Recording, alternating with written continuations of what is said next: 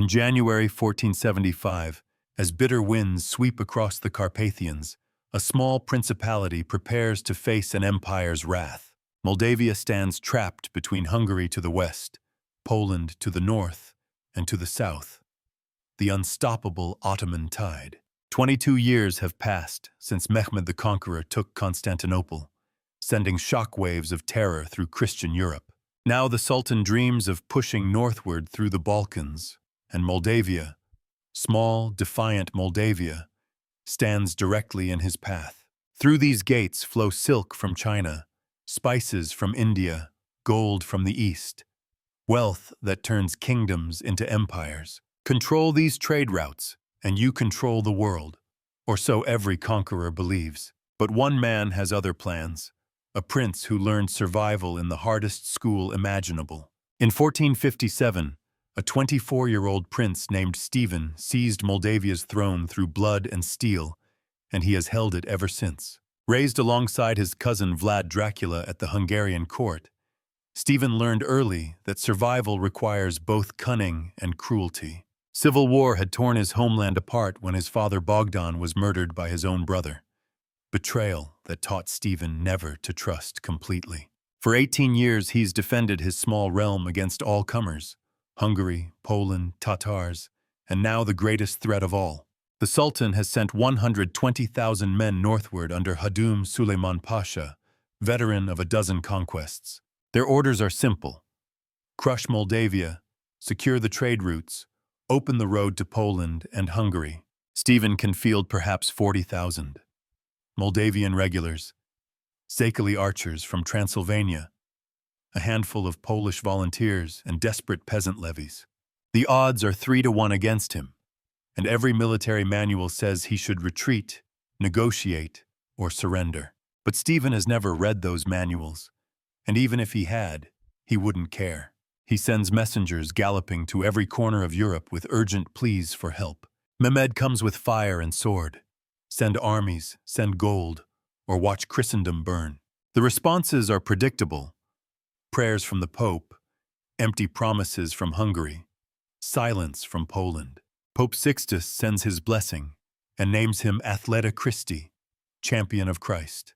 Words without swords. Hungary's King Matthias sends encouraging letters but no troops. He's busy with his own wars. Poland promises aid that never arrives. Promises are cheap when someone else will die. So Stephen stands alone, and perhaps that's how he prefers it. Alone means no one can betray you. In his war room at Suceava, he gathers his commanders around a table covered with maps and wooden markers. Stephen spreads the map across the table. Gentlemen, Suleiman expects open battle on ground of his choosing. We'll give him something else entirely. Voivoda Arbore, his most trusted general, traces the river valleys. A trap, my lord? The terrain near Vaslui, those marshes and forests? Stephen's finger moves to a narrow valley. Exactly. Here, the Bârlad River Valley. Let them come through this bottleneck, where their numbers become a curse, not a blessing. A young captain, Anuts of Baya, speaks up. My lord, what if they refuse? What if they take another route? Stephen smiles coldly. Then we make every other route impossible. Scorched earth, poisoned wells, ambushes.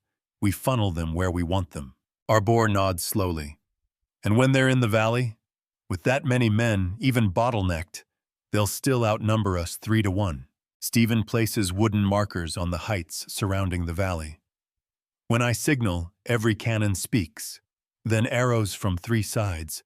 They'll spin like dogs chasing their tails. A grizzled Székely commander István grins. And when confusion peaks, when they don't know which way to face, Stephen's hand sweeps across the map. Then cavalry from every direction. Not to hold ground, to kill and vanish. Death from fog. Arbor studies the plan. Brilliant, my lord, but it requires perfect timing, perfect discipline, and a miracle of weather. Stephen looks at each man in turn. Then we pray for fog. We drill until perfection becomes habit, and we remember what we're fighting for. The council disperses, and Stephen remains alone with the maps, tracing paths of attack with his finger until candles burn low. He doesn't sleep. He kneels before an icon through the long night, praying not for victory, but for the strength to bear what victory will cost. At dawn, trumpets sound across Moldavia as the call to arms rings from every town and village. Farmers leave plows mid-furrow, blacksmiths bank their forges, fathers kiss children goodbye, perhaps for the last time. They march toward Suceava in columns that stretch for miles, men who know they're outnumbered but refuse to run. Among them walks Petru, a farmer from Harlau, carrying his grandfather's spear and wearing his father's helmet. His friend Vaslui walks beside him. "Think we'll see home again, Petru?" Petru adjusts the helmet that's slightly too large. "If we don't fight, there'll be no home to see. The Ottomans don't leave much standing." Vaslui grips his sword nervously. "They say Sultan's men have never lost. They say janissaries don't know fear." Petru manages a grin. "Then they've never faced Moldavian winters or Moldavian stubbornness. Let's teach them both." The army assembles near Vaslui, 40,000 souls against the approaching storm. Stephen rides before them on a gray warhorse, wearing plain armor deliberately. He wants them to see him as one of them, not above them. Stephen's voice carries across the assembled troops. "Men of Moldavia, in 3 days, 120,000 come to take everything you love." The soldiers roar back. "Let them come," Stephen continues. "Your homes, your families, your freedom, the life you've built with your own hands." Louder now. "They shall not have them." Stephen draws his sword, sunlight flashing on steel. "Then show them what free men can do when fighting for everything that matters." The army responds as one voice. "Stephen, Stephen, Stephen." Then the real work begins, training these brave but inexperienced men to fight as one killing machine. Voivode Arbore drills the pike formations until they can change facing in perfect unison, shields locked like fortress walls. Istvan trains the Székely archers in rapid-fire technique. Knock, draw, loose, knock again, 15 arrows per minute. Istvan shouts at his men, "Faster! When those janissaries come, you won't have time to aim pretty. Shoot, reload, shoot again." Young Captain Ionuț leads cavalry rehearsals. Strike hard, wheel away, vanish into fog, hit and run perfected. Ionuț circles his riders. "Remember, we're not trying to hold position. Strike like lightning, disappear like ghosts." Meanwhile, scouts bring daily reports of the Ottoman advance, a vast army moving slowly northward like an iron glacier. Stephen implements scorched earth with surgical precision. Every village in Suleiman's path is evacuated and burned. Wells are poisoned with dead animals, grain stores destroyed, bridges collapsed. Let the Ottomans find only ash and hunger. Small raiding parties harass the Ottoman column nightly.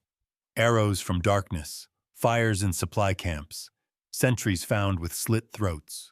The invaders grow tired, hungry, and nervous, exactly as Stephen planned. Suleiman Pasha leads his vast army with growing frustration, watching supply wagons run empty and men grow thin. His lieutenant, Mehmed Bey, reports, "My lord, the men complain of short rations. These Moldavians have left nothing." Suleiman cuts him off angrily. "Let them complain. In 3 days we reach Vaslui, crush these peasants, and feast on their stores." Mehmed Bey hesitates. "My lord, the scouts report dense fog in the valleys ahead. Perhaps we should wait, find better ground." Suleiman's voice drips with contempt. "Wait. 40,000 peasants against my janissaries?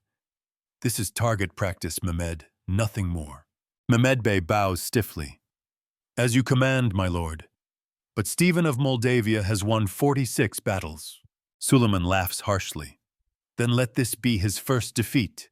Tomorrow we march through that valley, and by sunset, Moldavia kneels." January 10th, 1475. Dawn breaks cold and white over the Bârlad River valley. Thick fog rolls off the marshes, turning the world into gray soup, where vision extends barely 20 paces. Stephen dons armor with help from his squires, face grim with determination and something deeper, acceptance of terrible necessity. Stephen speaks quietly to Arbor.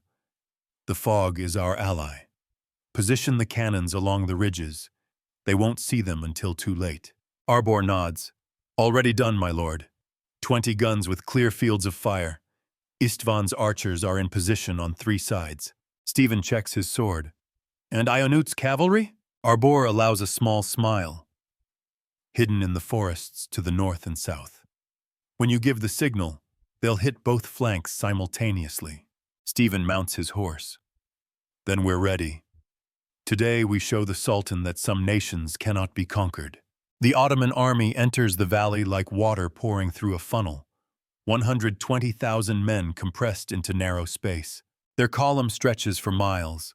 Janissaries at the front in gleaming armor, cavalry on the flanks, endless infantry behind. In the fog, their commanders can't see the trap closing around them, can't see the cannons aimed at their hearts. Young soldier Petru grips his spear, whispering to Vaslui, "Can't see anything in this fog. How will we know when to?" Vasily's eyes are wide with fear. "You'll know. When hell opens up, you'll know." Stephen watches from the heights as the Ottoman van reaches the killing zone. The perfect moment when they're committed, but not yet through. Stephen's voice is cold and clear. Now, his hand drops. 20 cannons speak as one voice, and the thunder of their firing shakes snow from trees half a mile away. 20-pound iron balls tear through packed Ottoman ranks at point-blank range. Bodies don't just fall, they explode into red mist. Whole files of janissaries simply cease to exist as cannonballs plow through them, taking 10 men with each shot. Then the arrows begin. Not a volley, but a continuous storm from 3 sides, falling like deadly rain from enemies they cannot see. Istvan's Székely archers loose 15 shafts per minute, a hurricane of wood and iron that darkens the fog-shrouded sky. Ottoman soldiers spin in confusion, shields raised against arrows from above, only to take crossbow bolts from the sides, death from every direction. In the Ottoman ranks, Mehmed Bey screams orders, "Reform! Face the heights! Return fire!" But a janissary captain shouts back in panic, "Face which heights? They're all around us. We're surrounded." Suleiman realizes too late that he's led his army into a killing box. The professional soldier's worst nightmare made real. Suleiman roars at his commanders, "Attack the heights! Clear those positions! Move, move, move!" But before any cohesive response can form, Stephen unleashes the cavalry, Ionutz's riders exploding from fog on both flanks. Ionutz's battle cry echoes, "For Moldavia, for Stephen, for home." Light cavalry materializes from fog like demons, slash, stab, vanish, then reappear somewhere else, phantoms riding through nightmare. Ottoman formations, already reeling from artillery and arrows, now shatter completely under hammer-blow cavalry charges from unseen directions. Petru finds himself in close combat, spear thrusting. "For my family, for my farm!" Vaslui beside him, sword slick with blood. "Hold together, back to back!" The Ottoman battle line doesn't just break. It disintegrates into panicked mobs of men, desperate to escape the invisible death surrounding them. Janissaries throw down their weapons and run, the Sultan's elite reduced to terrified fugitives stumbling through fog and mud. Cavalry tramples infantry. Officers lose control of their units. The mighty army becomes nothing but screaming chaos. Mehmed Bey tries one last time. "My lord Suleiman, we must retreat. Withdraw while we still can." Suleiman, face twisted with rage and horror. "Retreat! The Sultan's army does not retreat!" Mehmed Bey's voice breaks. "Then the Sultan's army will die here. All of us. Look around. We're already destroyed." Suleiman screams orders until his voice breaks. But no one listens. His magnificent army has become a terrified mob beyond command. Stephen commits his final reserve, heavy cavalry in full armor, crashing into Ottoman center like God's own hammer. Arbor leads the charge. No mercy, no prisoners. Drive them into the river. The rout becomes massacre. Moldavian forces pursue fleeing Ottomans for miles, cutting down thousands who throw away weapons begging for mercy. The frozen Bârlad River becomes a death trap as panicked men try to cross thin ice that cracks and swallows them whole. Hundreds drown in freezing water, armor pulling them down into darkness. their last screams echoing across the white wasteland. By afternoon, it's over. The greatest Ottoman army ever sent into Eastern Europe has ceased to exist as a fighting force. 45,000 lie dead on the field. Nearly half Suleiman's entire force slaughtered in less than 6 hours. Another 4,000 are captured, including dozens of senior officers who will bring enormous ransoms. Suleiman himself escapes with perhaps 30,000 survivors. Hungry, freezing, broken men who've witnessed the impossible. They stumble southward through snow, harassed every step by Wallachian forces who smell blood in the water. Of the 120,000 who marched confidently northward, barely 20,000 will reach Constantinople alive. Young Petru, covered in blood and mud, sits exhausted. We did it. Sweet God, we actually did it. Vaslui bandaging a wound. 40,000 beat 120,000. Who's going to believe that?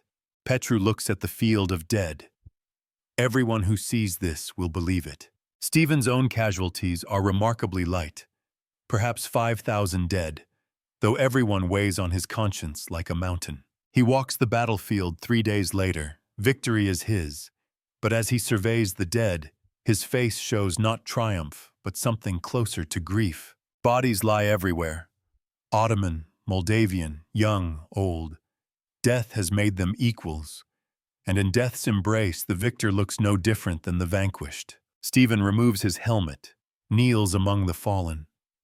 God forgive me. God forgive us all. He weeps.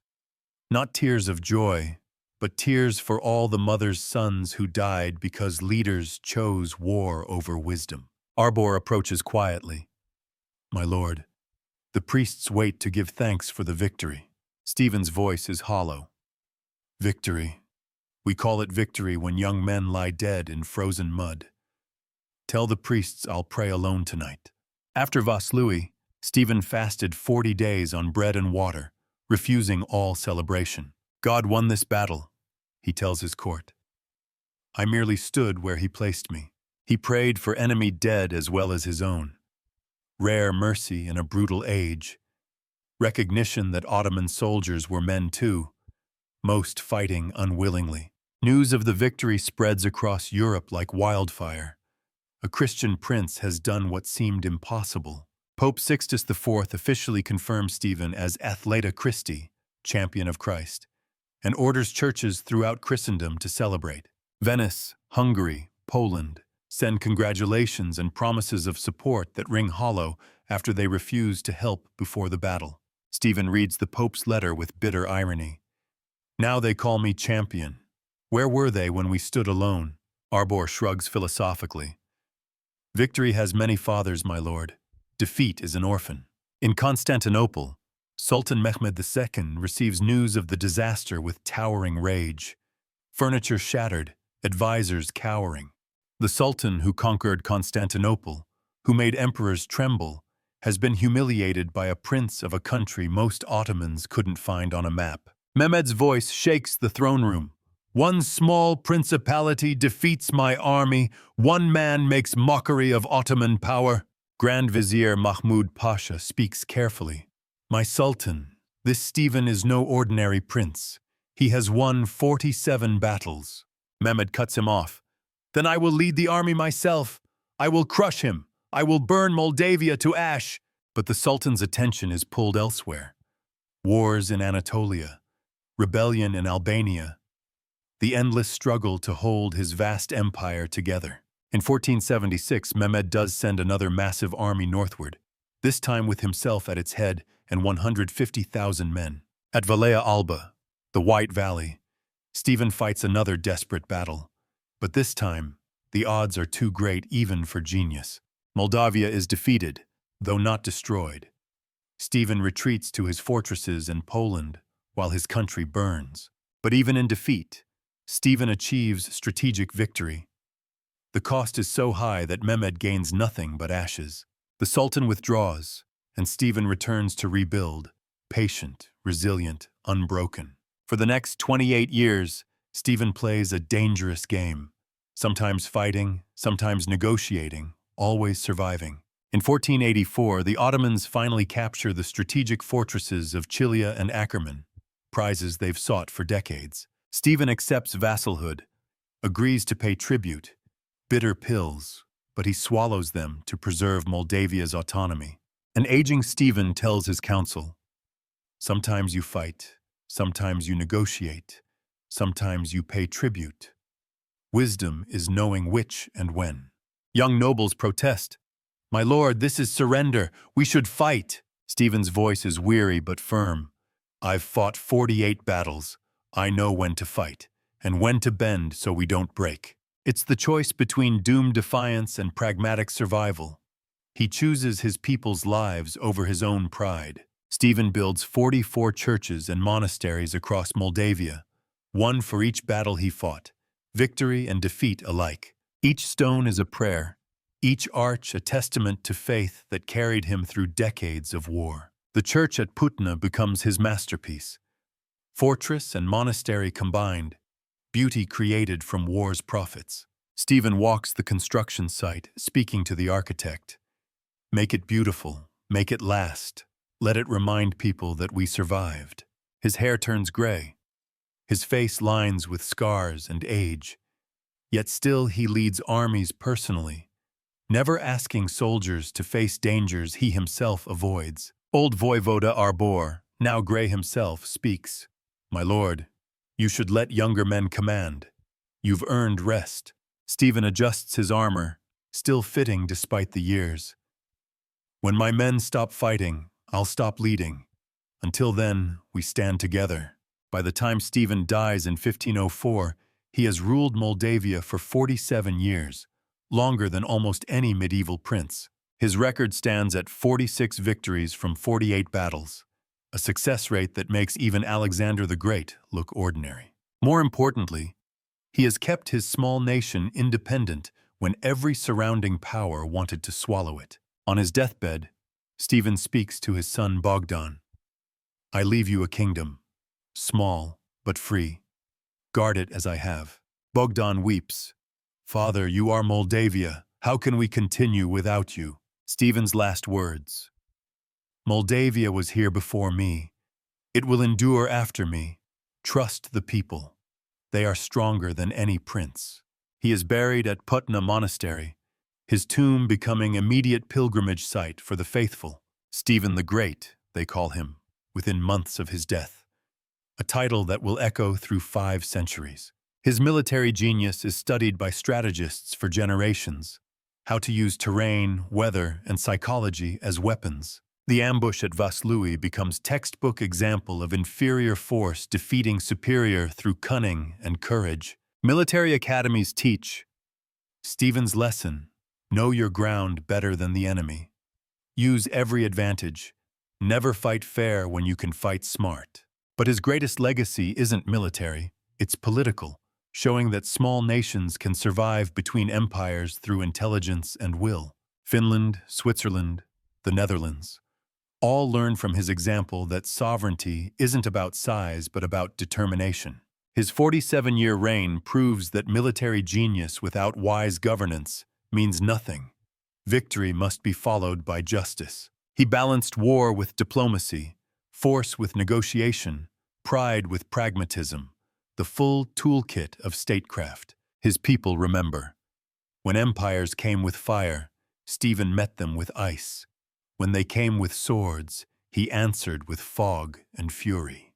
Centuries later, when Moldavia struggles under foreign rule, they invoke his memory, proof that their nation once stood equal to empires. Romanian unification movements of the 19th century use Stephen as symbol. This is what we were. This is what we can be again. In World War II, both sides try to claim his legacy. Everyone wants association with the man who defied overwhelming odds. Communist Romania makes him national hero, but even they cannot reshape his story. Some truths resist propaganda. He was what he was. Fierce defender, pragmatic politician, deeply religious builder, flawed human being who rose to greatness when required. He wasn't perfect. He could be cruel. He made mistakes. He lost battles along with winning them. Historians note, Stephen's greatness lies not in perfection, but in persistence. He kept getting up. He kept fighting. He never quit. The lesson of Vaslui echoes through time, that preparation, intelligence, and courage can overcome numerical superiority, that small nations have the same right to exist as large ones, and sometimes the will to be free outweighs all the armies in the world. That leadership means standing with your people in their darkest hour, not behind them, but beside them. Stephen's lesson to small nations facing overwhelming force. Prepare thoroughly, use every advantage, unite your people and never surrender your freedom. The three crosses erected on Vaslui battlefield stand for centuries, simple wooden monuments to impossible victory. Moldavians pass down the story. On this field, 40,000 beat 120,000. Never forget what will can accomplish. Farmers plow around the monuments for generations. Children play among them. Lovers meet in their shadow. Life continuing where death once reigned. An old grandmother tells her grandson, "Your great-great-grandfather fought here. That's why you have a home to grow up in." The boy touches the weathered wood. "Was he afraid, grandmother?" She nods, terrified. But he fought anyway. That's what courage means, being afraid and fighting regardless. The churches Stephen built still stand. Voronets, Humor, Moldovica, Suceava, Putna, painted monasteries that defy time itself. Their famous blue frescoes depict biblical stories, but also the story of Moldavia. Small nations surviving against impossible odds through faith and courage. Visitors stand in awe. How did paint survive 500 winters? How are these colors still vivid? Local guides explain.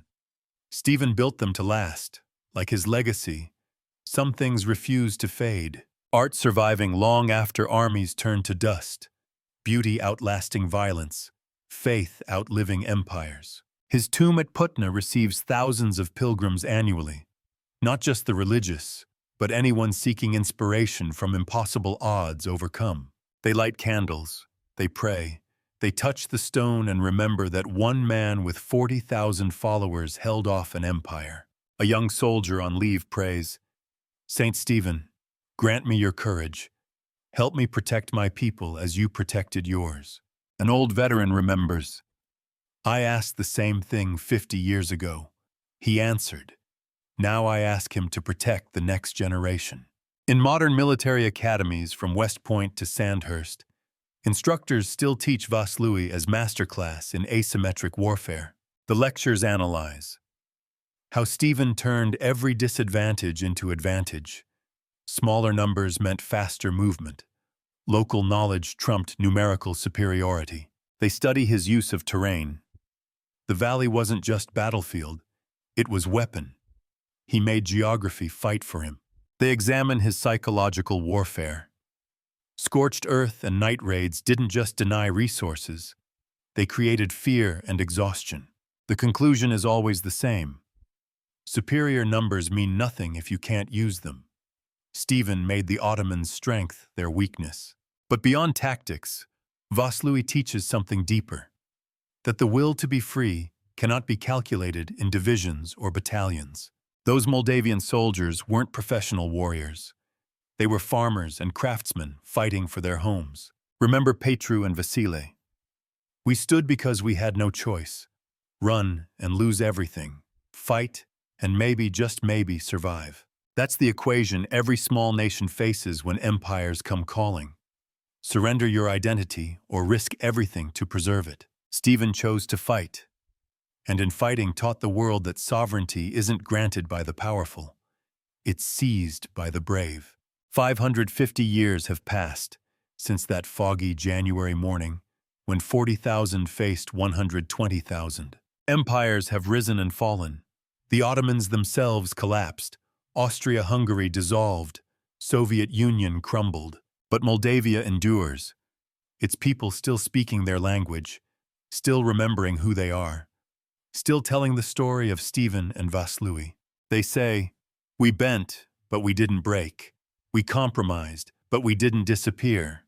We survived." Survival. The ultimate victory for small nations surrounded by giants who view them as either subjects or obstacles. Stephen's greatest triumph wasn't the battle itself, but what came after. Decades of careful statecraft keeping his nation alive, knowing when to fight and when to negotiate, when to resist and when to accommodate. The complex calculus of survival. His example teaches, heroism isn't just glorious victory. Sometimes it's the inglorious work of enduring, compromising, and surviving. Snow falls softly on those 3 crosses at Vaslui. Silence reigns where once thunder roared, yet memory refuses to die. January 1475 lives forever in Moldavian hearts, proof that they once stood equal to empires and can do so again if needed. The fields are peaceful now. Farmers work where soldiers died. Children play where empires clashed. But the earth remembers blood it drank that day, and the lesson written there in red and white. Old warriors pass the story to young. This is our history. This is who we are. This is what we can do when we must. Every nation cherishes its founding myths. But Vaslui isn't myth. It's documented history, witnessed by multiple sources, undeniable fact. 40,000 really did defeat 120,000 through superior strategy, perfect timing, and unbreakable will. One leader, Stephen, showed what's possible. Know your ground, use every advantage, trust your people, never give up. That formula has guided small nations through centuries of pressure from greater powers. The lesson isn't that victory is guaranteed. Stephen lost battles too. But that resistance is possible even against impossible odds. That calculation, courage, and commitment can overcome numerical disadvantage if applied with intelligence and determination. And perhaps most importantly, that freedom is never free, but always worth the price, because a life without freedom isn't really life at all. Stephen understood this in his bones. Would rather die defending Moldavia than live comfortably as Ottoman puppet. His soldiers understood it too. Better to fall fighting than kneel living. Better to risk everything than surrender what makes life worth living. Final image. Sunrise over Carpathian mountains. Light breaking through fog exactly as it did that January morning, 5 centuries past. The fog that once concealed warriors now reveals peaceful valleys. The cold that once killed now brings clean winter beauty. What drives ordinary men to fight impossible odds against overwhelming force? Love, home, family, freedom. Life itself, the things worth dying for, are always simple.